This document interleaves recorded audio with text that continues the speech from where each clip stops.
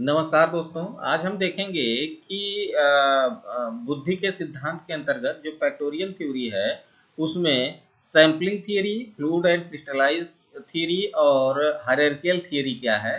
तो अब इसमें हम देखें तो जो सैंपलिंग थ्योरी है, इसको जो है थॉमसन साहब ने बताया था।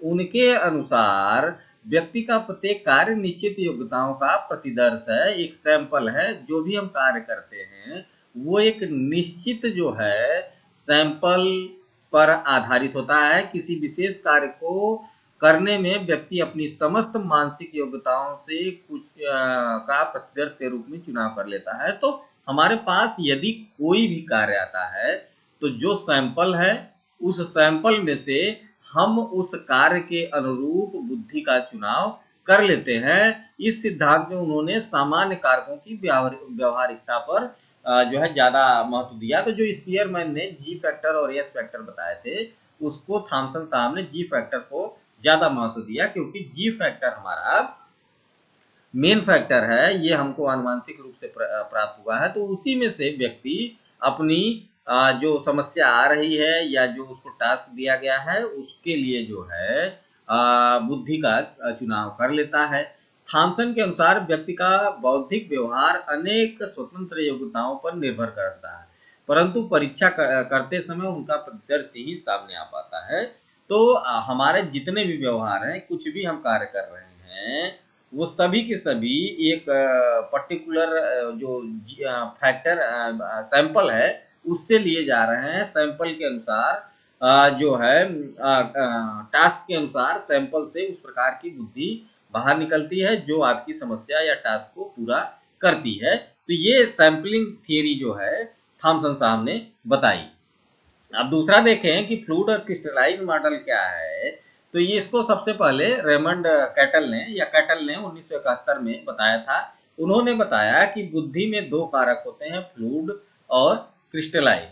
हाँ, अब फ्लूइड और क्रिस्टलाइज क्या है।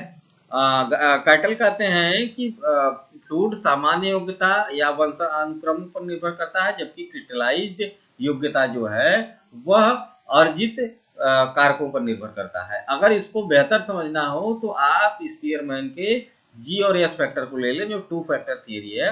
उसके अनुसार जैसे जी फैक्टर के जो भी कैरेक्टर हैं वो आपके फ्लूइड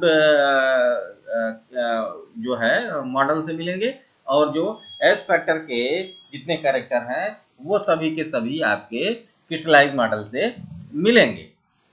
अब इसमें देखें कि फ्लूइड सामान्य योग्यता के रूप में संस्कृति युक्त गतिक तथा नई स्थितियों के अनुकूलता वाले परीक्षण में पाया जाता है।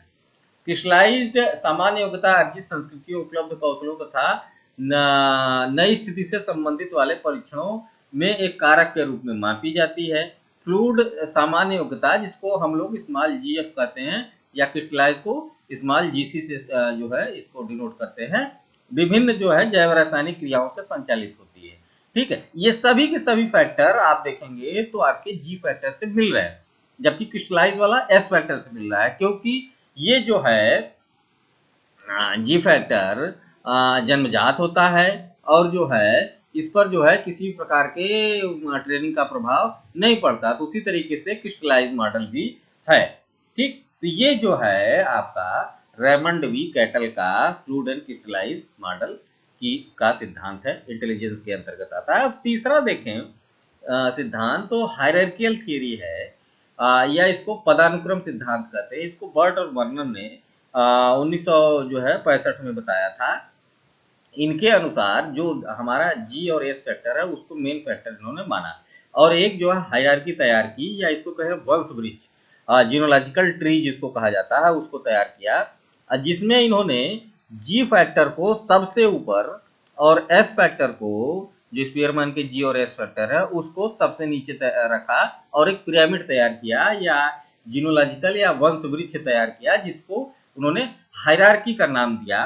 और शुरुआत में 4 प्रकार की योग्यताएं, सामान्य मानसिक योग्यता, मुख्य सामूहिक या मेन ग्रुप फैक्टर, और स्मॉल ग्रुप फैक्टर, और स्पेसिफिक मेंटल एबिलिटी, ये 4 प्रकार के जो है योग्यताओं को उन्होंने अपने शुरुआती थियरी में रखा, और फिर एक एक करके वो धीरे धीरे बढ़ते चले गए। तो एक जो है जीनोलॉजिकल ट्री तैयार हुआ। जैसे ये कहते हैं कि पदानुक्रम सिद्धांत में बुद्धि की तुलना एक पिरामिड से की गई है। ठीक है, एक पिरामिड बनाया गया जिसको जीनोलॉजिकल ट्री कहते हैं, जिससे बुद्धि के विभिन्न तत्वों या कारकों को पदानुक्रम के रूप में व्यक्त किया गया, हायरार्की के रूप में व्यक्त किया गया।